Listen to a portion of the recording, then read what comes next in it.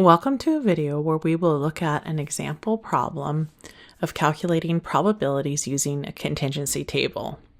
For this problem, we'll be using the study method grade contingency table. I've linked a copy of this table in the video description below. This question asks us to find the probability that a randomly selected student received a B or used practice tests. Since we're asked to find a probability that involves the phrase or, we want to use the addition rule.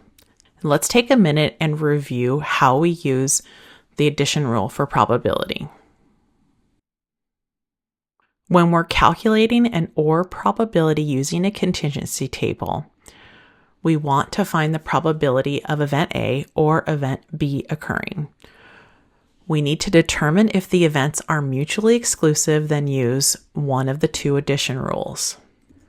If the events are mutually exclusive, we will just add the two probabilities together. So to find the probability of event A or event B occurring, we'll find the probability of event A and add that to the probability of event B occurring.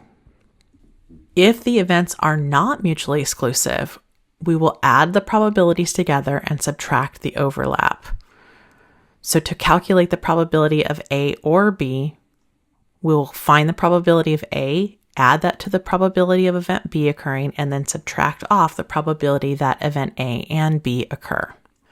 So let's go back to our example problem and start by determining if the events are mutually exclusive or not.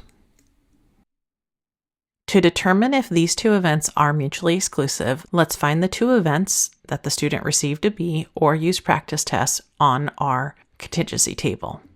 We see that there is a row in our table where students indicated that they used practice tests to study, and there is a column in our table where students indicated they had an average test grade of B. Since these two events overlap, we would say that these events are not mutually exclusive. They can occur at the same time. It's possible that a student could use practice tests and receive a grade of B on an exam. So since these events are not mutually exclusive, to find the probability that the student received a B or used practice tests, we need to find the probability that the student received a B, add that to the probability that the student used practice tests, and then subtract off the probability that the student received a B and use practice tests, or we need to subtract off the overlapping area. Let's find the probability that the student received a B. In the table, we see that there were 16 students who indicated they had an average test grade of a B out of 72 students total. So the probability that a student received a B was 16 out of 72. Now let's find the probability that the student used practice tests. From our table, we see that there were 50 students who indicated they used practice tests out of 72 students total. So the probability that a student used practice tests was 50 out of 72. Now let's find the probability that the student received a B and used practice tests.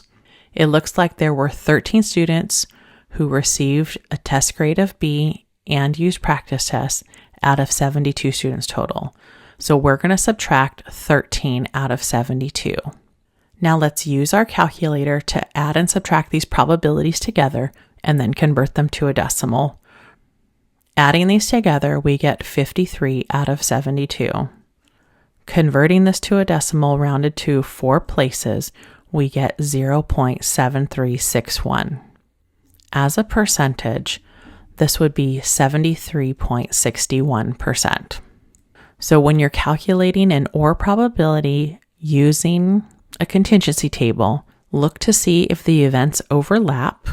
If they overlap, they are not mutually exclusive, so then you'll add the two probabilities together and subtract off the overlapping area. That's it for this video. Thanks for watching.